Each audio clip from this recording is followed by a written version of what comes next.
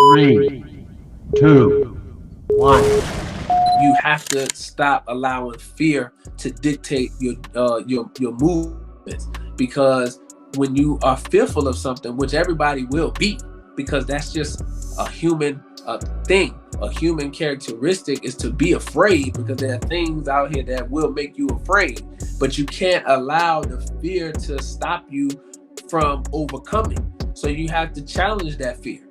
Not saying that you won't ever be afraid, but you have to challenge the fear so that you can overcome. Hey, Zaki, how you doing, bro? How's everything going? I'm doing good, brother Joseph. Man, thank you for having me on your show. I'm glad that you're here. I'm glad that you're here. Yes, sir. Just for those who do not know, we're going to start from the boots, which is symbolic of the journey one takes to get to where Zaki is, and to not only get there, but the mindset it is to not to maintain that and to scale from there. So we're going to talk about it all today. It's going to be a great conversation. And for us, we like to go from the very beginning. So could you talk about your early story, where you were born, raised, and then we're going to start going into your tech journey later on. When it comes to my early story, I was born and raised in Richmond and graduated high school.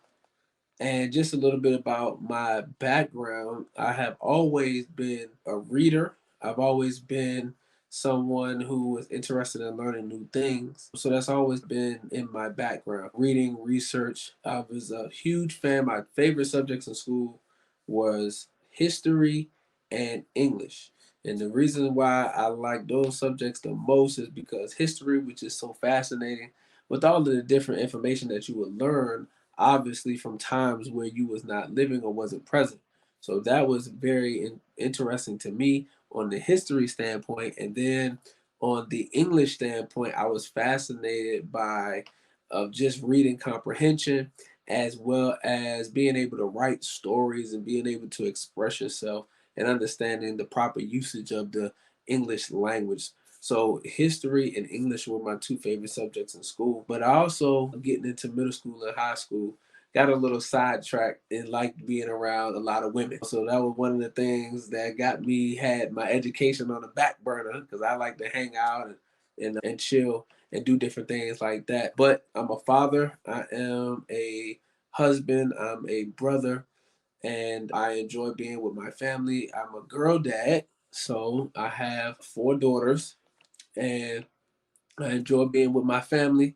I enjoy knowledge and learning new things, but I also enjoy outdoor activities.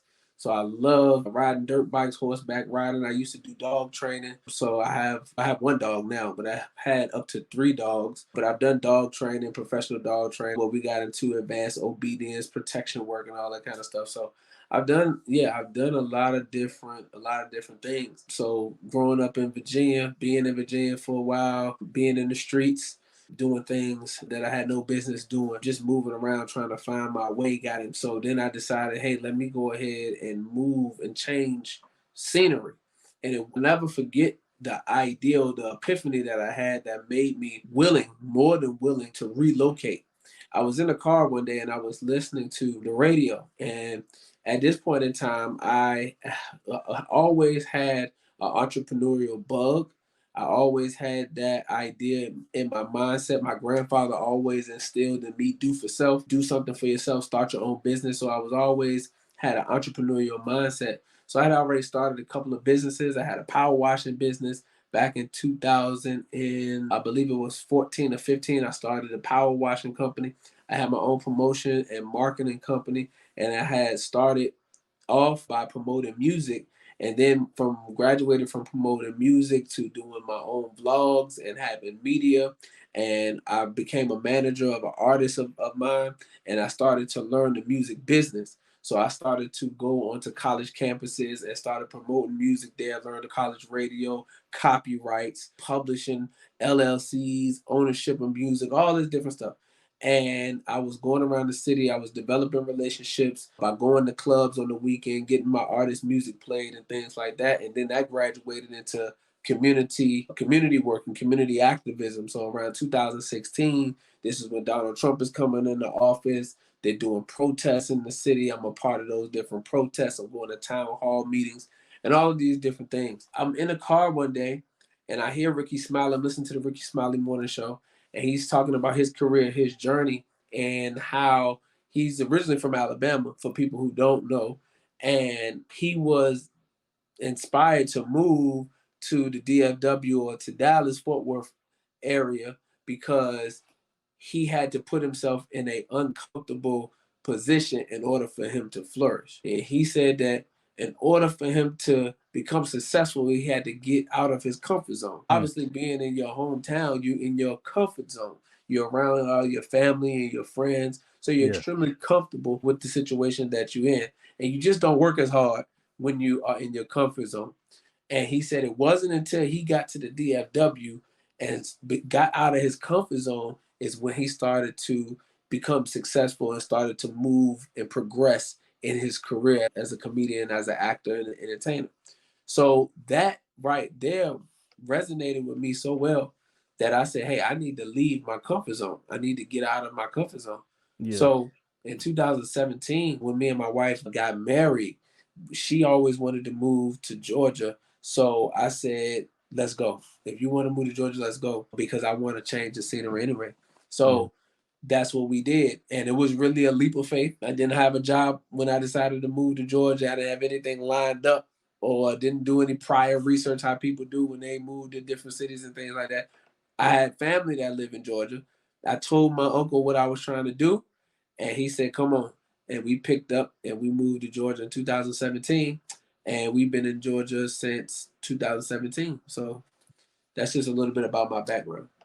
Hey there, thank you so much for watching this video. This video is actually sponsored by Course Careers. So whether you're interested in breaking in as a tech sales representative, if you're interested in actually doing IT or digital marketing, not only do they have free introductory courses for you right now, go to the description and check that out, but they also have $50 off that you could get through me, Joseph50. That's right, $50 off through Joseph50. So if you're interested in getting into that course, any which one, whether it's, again, tech sales, IT, or digital marketing, look no further. Go down to the description below, click on the link, and sign up right now. What are you waiting for? Wow, that's amazing, because there's a lot of similarities to your story from you growing up in Virginia. You mixed it up with the wrong crowd, and the fact that you had that revelation, like, hey, you know what, I need to change the scenery. It's such an important lesson to everybody, and that's where sometimes you might be. And I always love to say this Warren Buffett quote: if you ever find yourself in a chronologically leaking boat, energy devoted to changing vessels is far more probably easier and valuable than trying to patch leaks. So I'm definitely paraphrasing, but that's kind of the same thing. And so I really do see a very similar situation with you. You had to make that change. You had to do something drastic and change your situation. Now I'm going to go back a little bit because I'm a musician by trade back in the day. And so I'm curious, music promotion. Can you talk a little bit about how that was about your story? Like, how'd you get into that? Absolutely. So the way I got into music promotion is, first, I was an artist. Me and my guys, we had been making music since middle school, and we had started recording on our laptops, and that we taught ourselves how to do like our own engineering. This is before we learned about how to use, what's the application on Apple? GarageBand? Or you mean? No, it's on Apple. It's an Apple. It's on it's not Adobe. That's a film editor. Oh, it's on Logic? Not Logic, the other one that most people use. I can't think of it on the top of my head. But before we started using the professional stuff like Logic and all of those. Pro Tools, you mean? Pro Tools. Thank you. Okay, yeah. Okay. So before we learned how to get on Pro Tools, we was using our laptops, and we was using whatever program that they had on there. Matter of fact, we was using Audacity. Oh wow. Yes, we was recording on Audacity, and we was learning how to do our own sound engineering on Audacity. And then from Audacity, we graduated up to Pro Tools. So again, we had been making music for a long time, and we really was making music. We had a couple of performances outside of the city. We performed in Norfolk. We had a performance in New York City at Baisley Park in Queens. We put together a whole mixtape, mix and master. This was in middle school. We was out of middle school by this time. This was more high school, or probably first year after graduating out of high school. But we put together a full mixtape, mixed and mastered and everything. It had it. I think it's still on DatPiff. We uploaded the DatPiff mixtape. So yeah, we was really making music. And the thing about it was, in Richmond, it's a small market for music. Richmond is not the 757 where Missy and Timberland and Rel By the beach. and exactly, and the Clips and all of them. Not where that's all 757, but just Richmond, Virginia is a small market for music for artists. It's more of a college town, and it's really ran by promoters and DJs. So they are the ones that kind of control, and the PDs at the radio station. So they're the ones who control the market for the music, and a lot of local artists aren't broke in the city.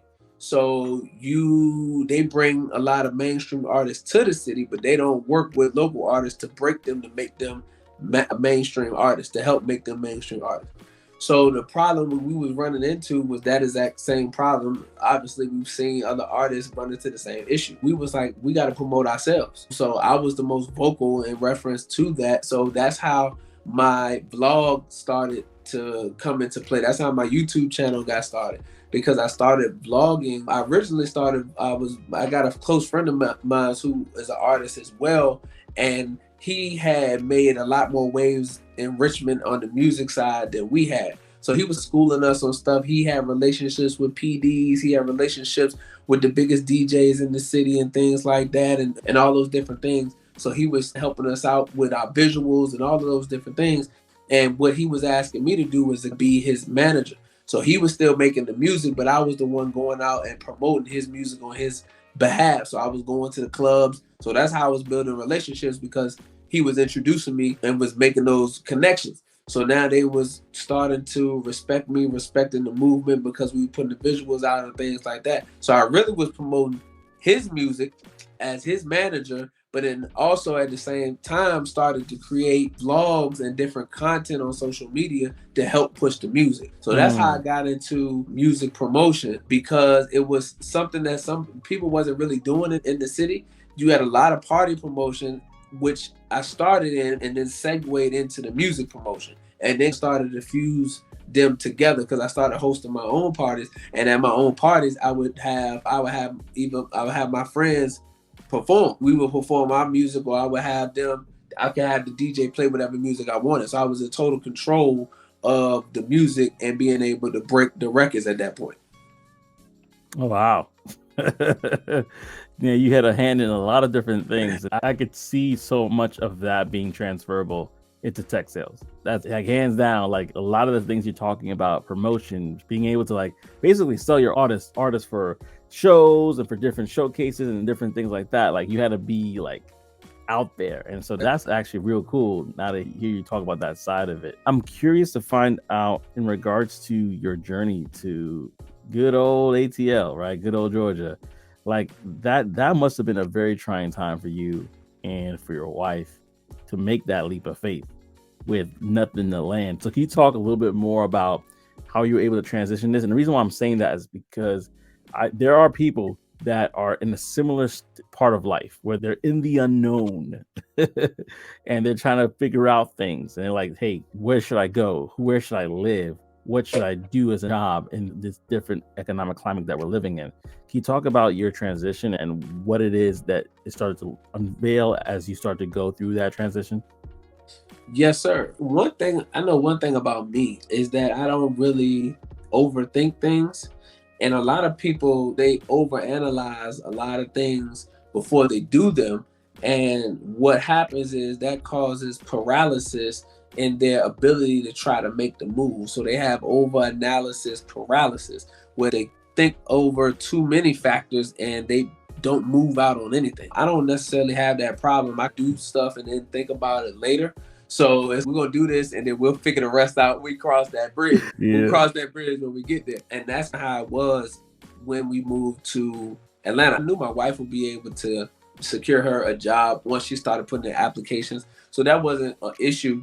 For myself, I had got into the dog training business when I was in Richmond. Something I was doing on the side where I had trained my own dog. And then people had started asking me, because I would take him out in public and people would see how well trained he was, people would start asking me to train their dogs. So I was already down that path, and I happened to be following a brother on YouTube and on Instagram who had a company and was doing dog training. So when I decided to move to Atlanta, I reached out to him because he was in Atlanta. So I reached out to him and I asked him, was he looking for an apprenticeship? Was he hiring part-time? Anything that I could just get in the door and then work my way up, I was willing to do. So once I reached out to him and let him know what I was doing, made that connection, he told me to let him know when I got to Atlanta. That's kind of the path that I was on as far as finances and income when I decided I was going to move to Atlanta. So literally it was just about networking, making connections, and then following through on those connections and being willing to do whatever was necessary in order for me to make it work. And then also because when I moved to Georgia, I didn't move to the Atlanta area. I didn't move to the metro city of Atlanta. I actually was in Middle Georgia because that's where my uncle lives at, by the Air Force Base. So that's literally probably about an hour and 45 minutes from Metro Atlanta, and about an hour and 15 from Metro Atlanta. It's about an hour and 45 from where my man stay at with the dog training facility. So I didn't know any of that until I got down here, and then finally made the first drive to his house. It was like, dang, woo, but it's far, right? So I had to work all those different things out. But again, I'm always, once I set my mind to something, I'm always figuring out ways that I can accomplish it. That's just how my mind works. What can I do to make this work? How can I move this around? How can I do this? Can I slide this over here to make this work? What can I do in order to make it happen? And that's just how my mind works. So when it came to that, it was like, okay, me and him worked out a situation because he knew I was traveling so far. So he was like, hey, you don't have to come every day. Just come 3 times a week and I'll pay you, you know what I'm saying, gas money for your travel, as well as I'll have some different things around the house that you could do as far as work, so I could pay you something while you learn in the program. Because his thing was, I needed to teach you my program before you could start training dogs. Like, you have some experience, which is fine, but I need you to know how to train my program with my clients. So that was cool. But he said, I'm gonna give you some other work around here to do so that you can get paid. So you're not just coming up here and not getting paid and having to drive an hour and some change up here. So I'm thankful and grateful to him for that.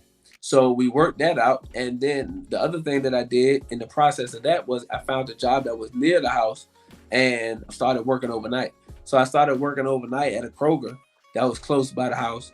And I was working that overnight. And then when I got off in the morning, then I would, on the 3 days, I would go up to my man's spot.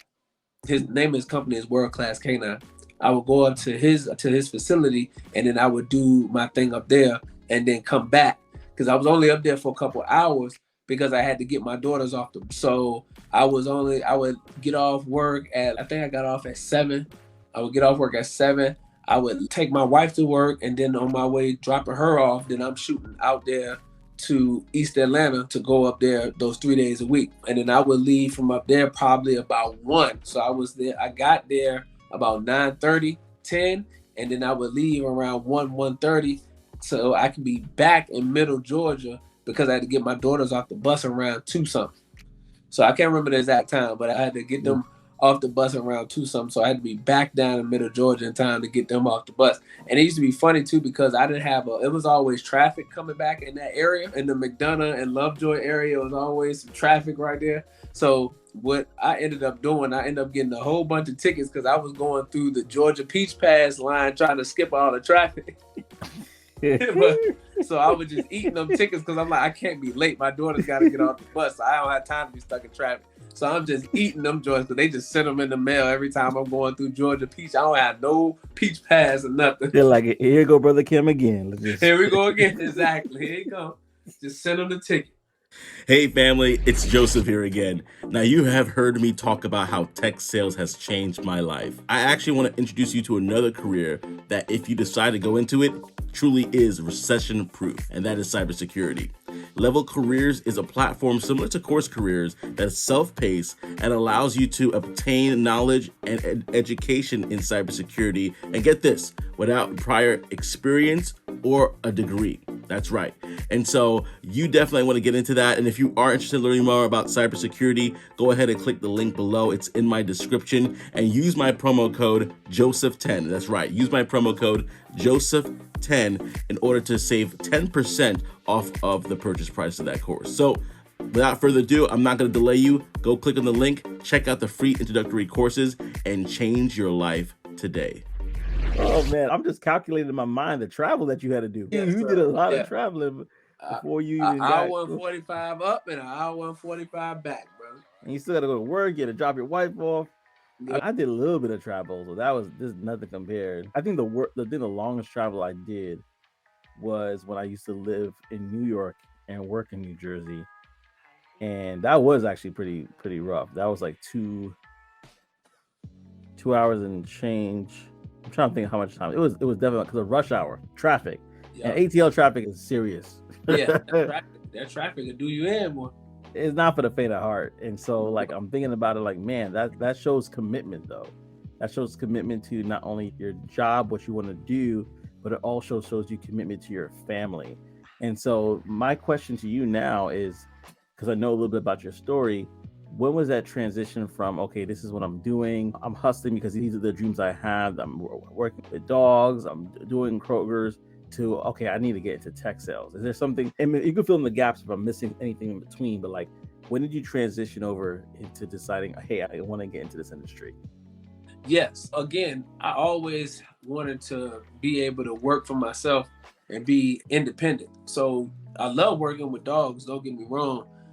I've got an opportunity to work with probably the majority of the working breeds in the world. I got to work with dogs that I only saw online. I got to work with them in person. So it was like, I had never seen a Doberman Pinscher in real life, but I was working with Doberman Pinschers imported from Serbia. I had never seen a Russian Terrier before. I'd never seen a giant Schnauzer in person before. I'd never seen a Great Dane in person before. I'm working with all these different dogs, and then all Huge these dogs. yes, and then I'm seeing these beautiful, working with these German Shepherds and these Dutch Shepherds and Belgian Malinois, all the police dogs and all of that stuff, man. So it was amazing. I wouldn't trade it for nothing.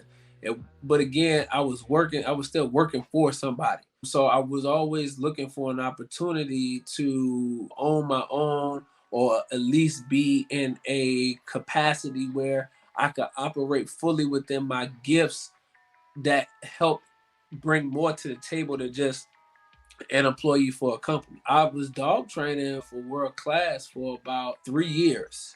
But I was big on trying to grow on social media. And Julius will tell you this, because I used to tell him about me growing on social media too. So he'll tell you, he was telling me this back in 2018. I'm asking him like, Ju, I found this course online about how to grow on social media and everything like that. And he kind of like just blowing me off, but he didn't really think I was going, you know what I'm saying? So it's funny now, but it was like, that's not for me. Huh?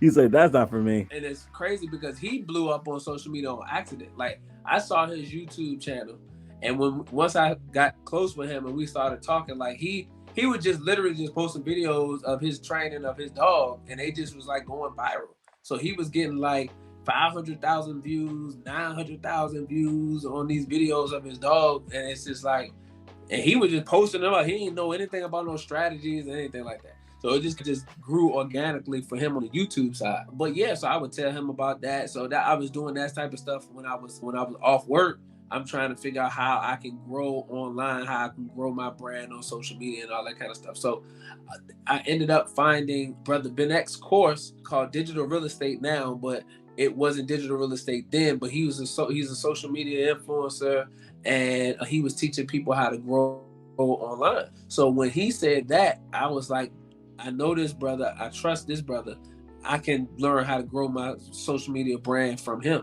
So I paid for the course. I started learning how to grow my brand online. And in the process of me doing that, again, I always wanted to do something entrepreneurial.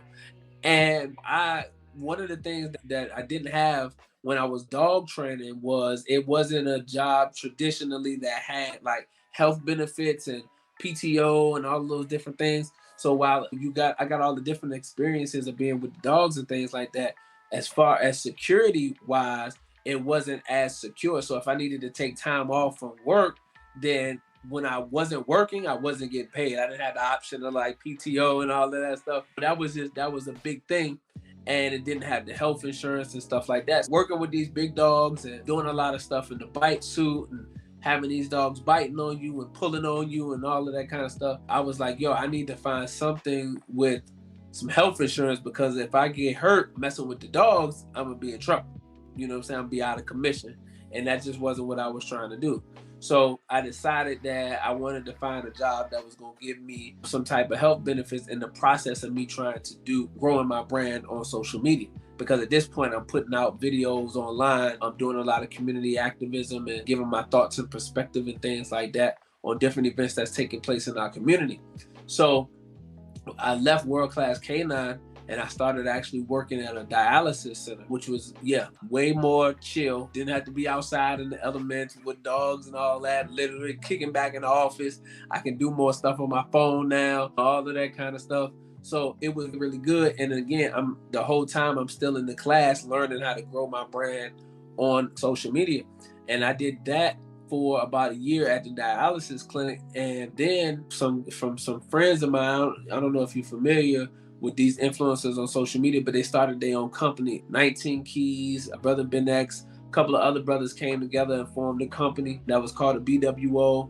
And in that company, brother Ben and his business partner at the time, as the company grew, they hired me on to work as a social media manager and as pretty much almost PR, because I was putting together interviews from the relationships that I built, getting them on different platforms and things like that. So I was like PR and social media management. So when they offered me that full-time role in 2021, I left the dialysis clinic and I started working full-time with that, which was extremely in my space at that point because I was independent. I was as an independent contractor, entrepreneurial. I had grown my brand online from scratch. I had got a couple of thousand followers on social media. So my channel was growing, my other platforms were growing and things like that. So it was good. Everything was good. And then the company, I was asked to speak in Puerto Rico at a conference. That was my first time speaking at a conference in Puerto Rico in 2021 as it pertains to social media brand building. So I was able to do that. That was another accomplishment. And then at the end of 2021, the company dissolved. So when the company dissolved, the people that was on staff, obviously we had to find another opportunity. I've been hustling since day one. Okay, how we gonna do this? I bounced around looking for some different things. I actually did a little bit, went back and did some dog training for a little bit back with World Class and Julius, because me and him still close to this day. So went back up there, was doing some work with them. And it wasn't until the company went dissolved at the end of 2021, and it was pretty much from January of 2022 to July of 2022, I'm just trying to figure it out. We doing some different things. Like I said, I bounced around, did some dog training, and then was doing some security work, just trying to keep some money in my pocket because I had got demonetized on social media. Oh, wow. Yeah, because of but in 2021, not only was I making money as a social media brand builder and PR with my position with the other company, but I also was getting paid from my Facebook. I was getting paid from my social media platform.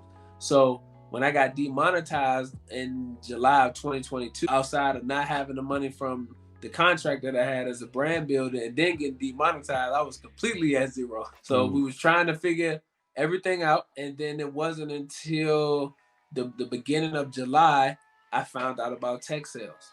I was saying to myself that I want to go back to school because I want to be able to learn how to do something in technology. Back when I first had graduated, I was going to go to school for information technology, computer science. Back then, originally I was going to go to school for criminal justice, but then criminal justice, that went away. So then I said, let me get into information technology. And now, fast forward to 2022, information technology comes back again.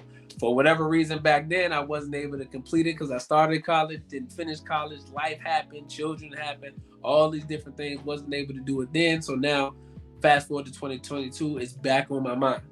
So I said, I'm going to school and I'm going to learn something in tech because I'm sitting at work one day and the security site that I was on also had a Tesla charging station.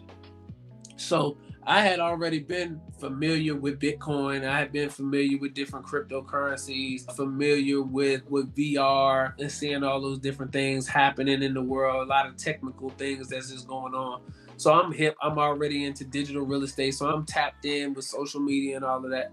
So I'm sitting at work one day and I'm just watching all of these cars throughout all the Teslas come and getting charged. And I'm like, dang, I wonder who owned these Tesla charging stations, because this has got to be lucrative. And I'm thinking now they just released the Tesla semi truck. So now I'm saying they have to have Tesla charging stations for the semis on the highways. Breaking this stuff down, I'm saying, okay, if you got a Tesla charging station, then you got pieces and components that make up a Tesla charging station. So somebody has to provide those components. Then you have to have technicians and people to come service them and work on them to make sure that they work properly, all of these different things. So my mind just started breaking down all of the different possibilities in tech. And this is going to be moving forward. The Tesla car was one of the first electric vehicles. And now you see every car manufacturer producing some type of electric vehicle. Mercedes-Benz has one now. Chevy has one. Ford has, all of them have electric vehicles now. Now you got electric semis, right? So everything is moving towards that. So I'm saying to myself, this is an industry that's growing. I need to get into tech. And the way that, trend. yes, because it's trending up and moving forward. And one of my friends told me, he gave me this analogy about Home Depot. He was like, Home Depot sells houses. And I said, Home Depot sell houses? He was like, yeah, Home Depot sell houses. I said, how does Home Depot sell houses? He said they do. They sell houses, they just sell them to you in parts. They take a whole house and they sell it to you in parts. Yeah. They got a piece of the roofing over here, they got the bathroom over here, they got the kitchen over there, they got the laundry over there. So they just took a house and they just broke it down into different parts. And they sell it just how I was looking at this whole technology thing. So I said, I got to get into the tech industry some kind of way. So I said, let me go to school to learn how to code or become an engineer, something like that. So I'm talking to my family, talking to my sister about it. And she said, have you ever heard of tech sales? I said, no, I've never heard anything about tech sales. So she started sending me this information about tech sales. And then she sent me Cyrus Instagram. So then once I saw Cyrus Instagram, I started looking at his content. And once he mentioned tech boot camps and he was into tech and he had no degree and no experience, I said, yeah, this is the play right here. This is the play right here. So I'm watching and consuming Cyrus content.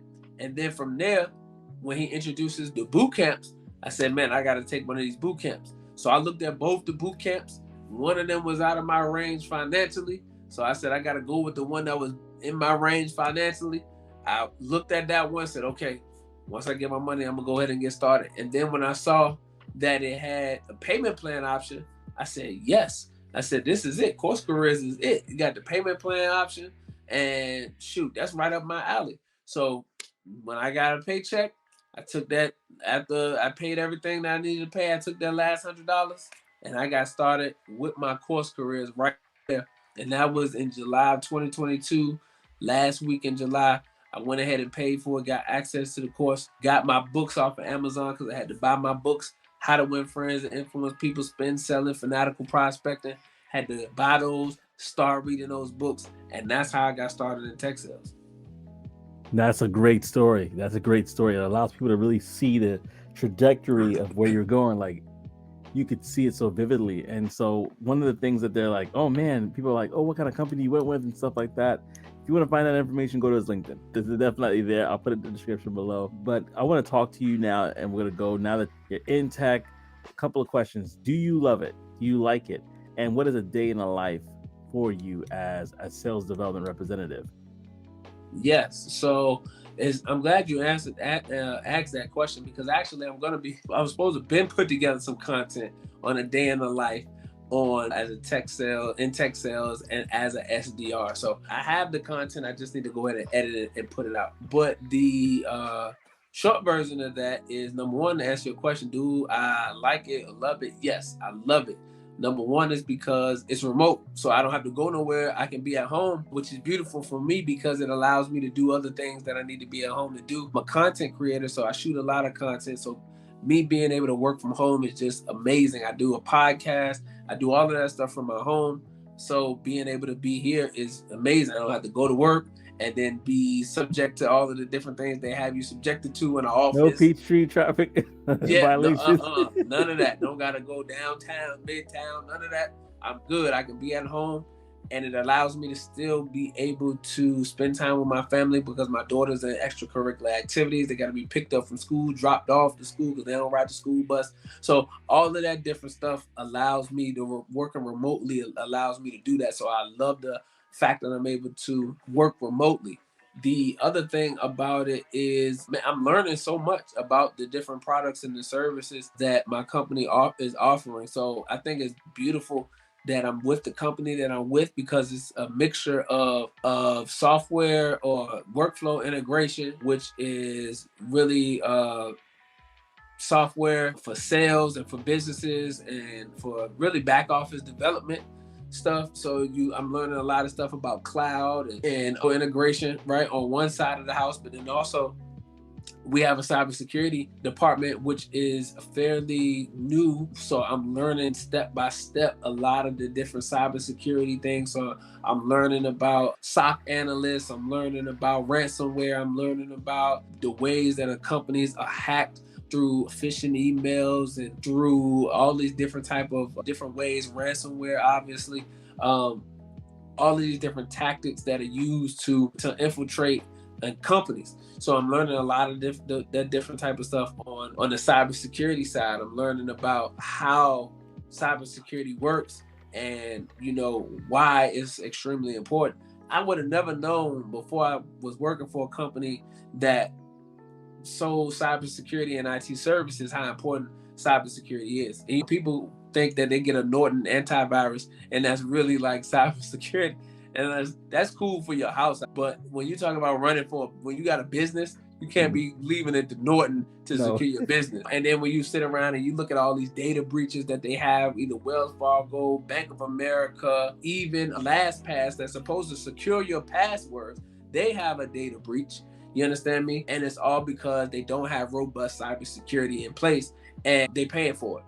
So the ransomware piece is huge because a lot of companies are falling victim, especially small and medium-sized businesses, not the large corporations, not your corporations that are on Wall Street and your Fortune 500s, but a lot of the small and medium-sized businesses are prime targets for ransomware attacks. Why? Because they don't prioritize cybersecurity and they're using Norton antivirus, and that's why they get breached, and then they getting hacked, and then they having to pay these ransoms in Bitcoin in order to get their data back.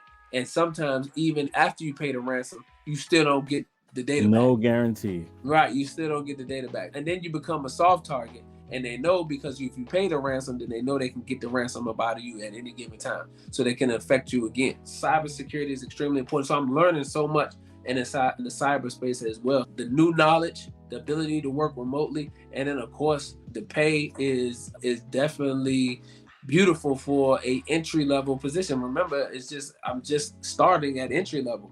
I just started in October, entry level, and performing at a high level that I am. And the company that I'm with, I'm definitely projected to be promoted in the next couple of months. So that's going to obviously lead to pay increase, but also the content that I'm creating around technology as well, because of my brand, is also going to help with sponsorships and things like that as it pertains to being able to secure other avenues of money as well. And that's one of the things I like about just a lot of different opportunities that's available to you. It's not just working for a company, but if you network and if you know the right people, then you are able to secure a lot of different opportunities for yourself that is lucrative if you're able to take advantage of. Absolutely. I think that's key right there, is that tech is almost like it's like a key to another world, but like another building, an open door basically to some other opportunities that you may not even realize that you could obtain to.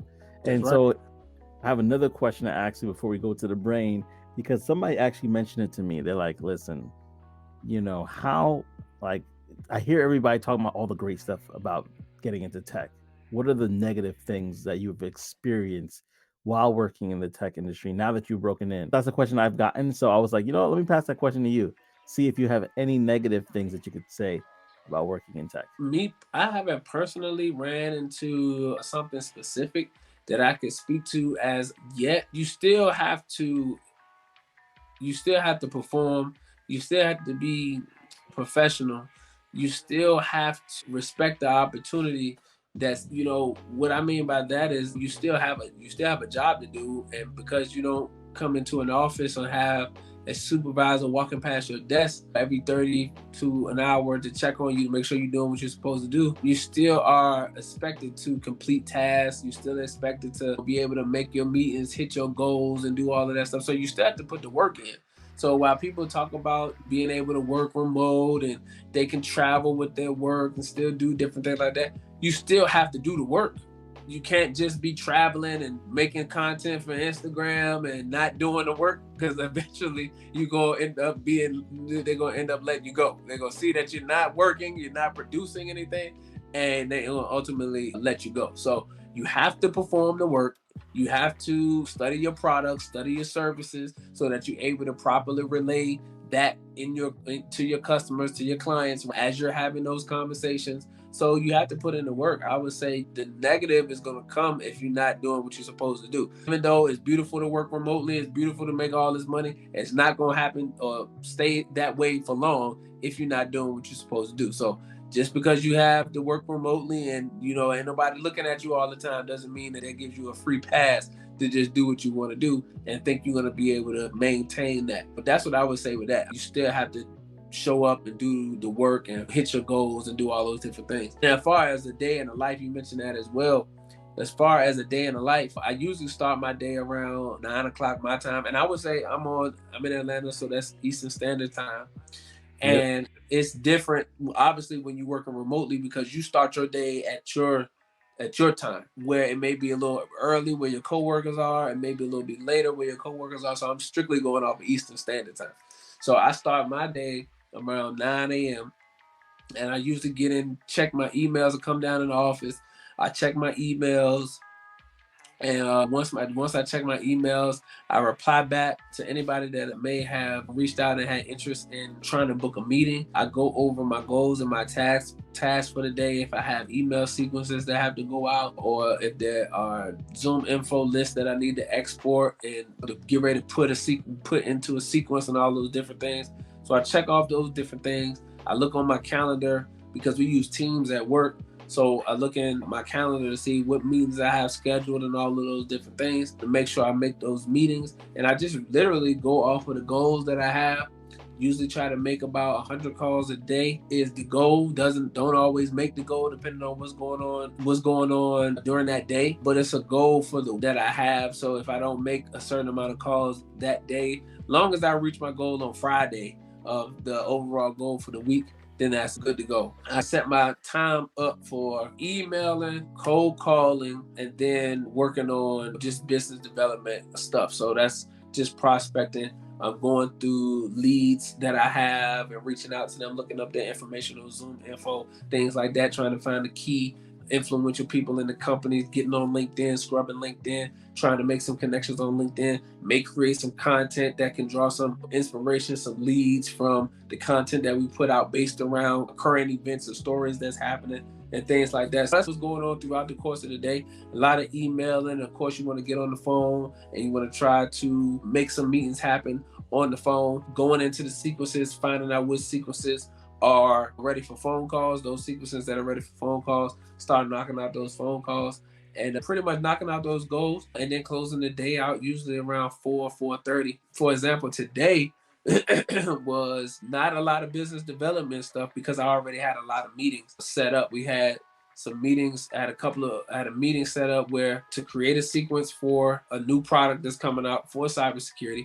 So I had to create an email sequence for that. I had 2 meetings already set up that I already had pre-booked with potential clients that I had to do, as well as another team meeting as well. So between all of those meetings, it was a little bit of business development, but most of them was just doing research, gathering notes, and preparing for those meetings for today. Now tomorrow, it's gonna be a little bit different. Don't have as many meetings, so I'm gonna have the opportunity to do a lot more business development, a lot more prospecting, and all those different things. So The day-to-day varies based on what you have going on. But again, I got my feet wet already. So I'm booking meetings and stuff. So it's getting a lot busier. When you first start though, it's not going to be like that. You're just literally going to be training. That's what you're going to be doing for the majority of the time that you are locked in to work, is going to be training. You're going to be going through the certification courses that they have either on Salesforce or HubSpot, right? As an SDR, they're going to be teaching you how to utilize that CRM. So it's a bunch of different certifications that you have to do that. So you're going to be learning that. You're going to be learning your product or your service. So you're going to be taking time, spending time learning that, and obviously, hopefully getting coaching from those and leadership at your company on those products and those services. So you're going to be learning a lot about that. You're going to be learning a lot about their sales methodology, their sales process, all of those different things. So they should not be expecting to be booking any meetings as an SDR in the first 1 to 2 months or even 3 months, because you're going to just be learning a bunch of different information. And then probably on the 2nd to 3rd month is when you're going to start getting on the phone and calling some different people. So as you get on the phone, that's going to be like riding a bike. So if for anybody who remember the first time they learned how to ride a bike, it's just like that. You're going to be getting on the bike, you're going to be falling off because you don't know what you're doing. But what you have to do is get off the ground, get back up, and get back on the bike. So you're going to be getting on the phone, you're going to be fumbling and bumbling, you're not going to know what to say, you're going to be missing the whole thing, but that's just part of it. The more you get on the phone, the more fluent you get with what you're saying, and the more you study the product and the services, the better you'll be able to relay that message once you get them on the phone. So it's the riding the bike process as you learn how to be on the phone and learn how to be a better cold caller. So you're going to get hung up on, you're going to have people who don't answer the phone. You get a lot of answer machines, so you're going to be leaving a ton of messages. That's just part of the deal as an SDR. But that's pretty much what a day in the life of an SDR is, what to expect in the beginning. And then as you get better and better, then your workload will obviously start to pick up because you have more things to do. Yeah, no, absolutely. It's that very detailed. It's so much that goes into it, but it's rewarding. And I think the greatest thing I could say about being in tech sales, specifically as an SDR, or even an account executive, I can imagine, is that you're really getting rewarded for the things that you do because of that commission check. It really does feels different because it's performance based. Now, let me just ask you this. We're going to the brain now, and I wanted to ask you, what is the mindset that you think someone needs to have to be able to land a job as an SDR like you did, but also to scale from there and to go and do bigger and greater things? Yes. So the type of mindset that you have to have is you have to remove the fear that stops us from being able to step into the unknown. Fear is what blocks us and stops us from being successful. In anything that you set your mind to do, fear is what stops you from doing it. Whatever you set your mind to do is going to be something fearful that's going to stop you from doing it. Oh, I want to move to this particular state, but you don't move because you don't know anybody out there. I don't have a support system out there. I don't have a job out there. So all of those different things are things that your mind puts out based on the fear that you have of going into the unknown. I don't know if I can do tech sales because I don't know if I can talk on the phone. I don't know if I can do X, Y, and Z. But they'll train you to do those different things. And yes, I do believe, though, it is a certain personality that you have to have in order to be in tech sales. So if you're a very introverted person, then I don't think tech sales would be the right avenue for you.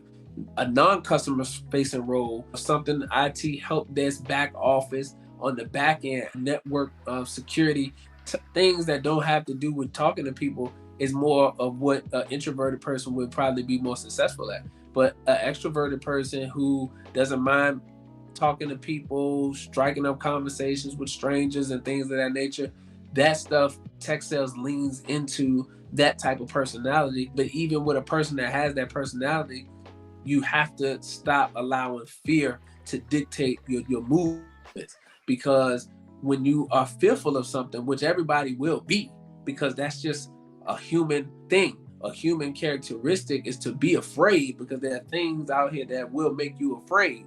But you can't allow the fear to stop you from overcoming. So you have to challenge that fear. Not saying that you won't ever be afraid, but you have to challenge the fear so that you can overcome. And when you challenge the fear and you actually overcome, then that just gives you more strength, more confidence to challenge the next obstacle that's in your path for you to be able to overcome that. So I would say that we have to remove the fear from the unknown and from things that we don't quite know or understand that's stopping us from moving forward. And that will allow you to start to see more progression and start to see more success in the things that you want to do and that you want to accomplish in life. Because tech sales is about overcoming obstacles and overcoming fear. If you're afraid to get hung up on, you're not going to be successful. If you're afraid for people that don't want to talk to you, if you're afraid of rejection, if you're not a creative person, then all of those things are going to hinder you if you try to get into the tech sales industry. If you are afraid, which a lot of people, but you're not afraid to challenge the fear, then you can't be successful. Because some people start off timid and nervous, like I said, the riding the bike process, you falling off, but that's all part of the process. But will you get back up and try it again? Will you get back up and try to overcome that fear that caused you to fall? Because that's what you fell for when you was riding the bike. You was fearful of the bike tipping over because you didn't know how to do the balance thing, right? So you was afraid, so you put your foot down and you fell off the bike. Once you got back up on the bike and you learned how to balance it and you understood what was going on, now you wasn't afraid to fall no more. And guess what? You became more proficient. You became a better rider. You became a master bike rider. Now you start jumping on curbs and doing all type of stuff. But you see the difference after you overcome that fear. Now you are now able to expand yourself and push yourself to the limit because fear is no longer a factor. So you have a fear factor in everything that you do. But once you are able to overcome that fear factor, then you are able to now maximize your potential within that particular area of human endeavor. So it's a beautiful thing. And you see it in all types of different activities, whether it's dog training, whether it's horseback riding, whether it's riding dirt bikes. I do all of those different things. So I'm using them as examples. But as you break the fear, then you're able to expand. You're afraid of falling off the horse, but once you fall and you get back up and then you get a better understanding of what you're doing, then you can start riding better. You start riding more aggressive. You start riding more faster. Same thing with the dirt bike. You fall off the bike a couple of times, but then once you understand, you get over that fear, you understand how to operate the bike, and you get over the fear. Now you riding faster, you doing wheelies, you popping the bike up in the air, you doing all that stuff. Why? Because the fear factor is gone. And it's the same exact thing in tech sales. Once you get over those initial humps and you get comfortable with the information, comfortable with the product, comfortable with the services, then now you're able to take a call and you're able to identify the pain points of this particular person in the company and what product or service fits them the best and how you can present that to them. And you're not afraid to ask them to book a meeting, and they'll take the meeting. And then you say, look what I did. You give yourself a pat on the back and say, look what I did. And that's because you was able to overcome that fear. So that's what I was saying to that. Yeah, overcoming fear is huge. It's a learning curve with anything. There's a learning curve. And tech sales is no different. So you have to be able to overcome the fear, say, hello, fear. Destiny is here. I'm ready to take over. And that's right. Absolutely the truth right there. So thank you so much, brother King Cam Zaki, for joining this program. This is going to be something that a lot of people that are aspiring to be SDRs, I would actually say if you have aspiring on your link, to just take it off. You're an SDR, right? Just go for it. Don't let fear get in the way. Don't let it hold you back because you are there. So thank you so much for being part of this program. And thank you for watching. And if you are interested in becoming an SDR similar to not only Zaki, but myself, go ahead. Go to Quartz Careers. The description is below. Those that are interested in doing tech sales, become an SDR, or someone interested in becoming IT, or even in digital marketing, it's all right there below. Use a promo code Joseph50, and I believe that you would have your lives changed just the same way that Zaki and myself had our lives changed by this. So thank you so much to everyone that's joining us. Again, till next time, I hope to see you on the other side. Take care, family. The truth is coming out. The truth is coming out.